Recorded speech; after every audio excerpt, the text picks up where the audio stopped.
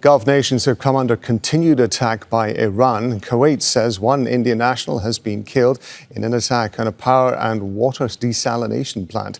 That brings the death toll to 7 in the conflict, and that's after 10 Kuwaiti troops were injured in another Iranian missile attack. Well, Zein Basravi is in Dubai for us. Just bring us up to speed with the latest strikes in the GCC, Zein.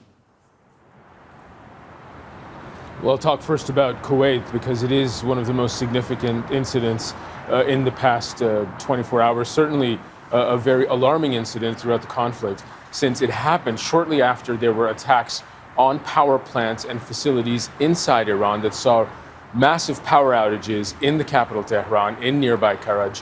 And what Iran has said over and over again is it will match attack for attack, and that's what we saw here in Kuwait. There's been serious concern in the GCC that integrated power plant and water desalination plants like this one that was attacked in Kuwait would be targeted, which would be a major piece of critical infrastructure. And when I say critical infrastructure, the region produces 40% of overall global desalinated water, and it is consumed in the region. It is where most of these cities get their potable drinking water from. So an attack of this kind is something that's been a major fear for some time, and this signals potentially a massive uptick if these plants continue to come under attack. What we know is that a service building at this integrated power station and water desalination plant was damaged. One Indian employee there was killed, as you said, and this was from an Iranian strike that, according to an official statement, caused severe material damage to the building. There were dozens of missile and drone attacks confirmed yesterday by the Ministry of Defense of Kuwait, and one of them also targeted a Kuwaiti army camp, a military camp that saw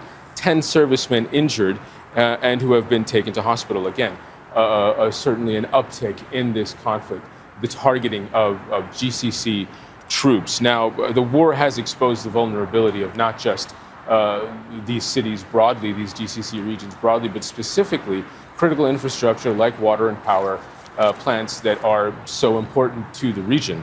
The attacks really carried on throughout the night and into this morning. Bahrain, Kuwait, Saudi Arabia, and the UAE all reporting missile and drone attacks. Bahrain this morning, sirens were sounding, multiple audible booms heard over Bahrain, most likely interceptions. In Dubai, explosions were heard yesterday, late evening, afternoon, and then again this morning. There have been sounds of ambulances rushing to different areas. Unclear exactly what's been targeted or what's been hit, if anything, at this stage, but we are waiting for updates to come in. Sharjah, last night, smoke was seen rising over the city, and this is significant because Sharjah is a very densely populated area. If you work in Dubai, it is very likely you probably live in Sharjah. The population is around 2 million.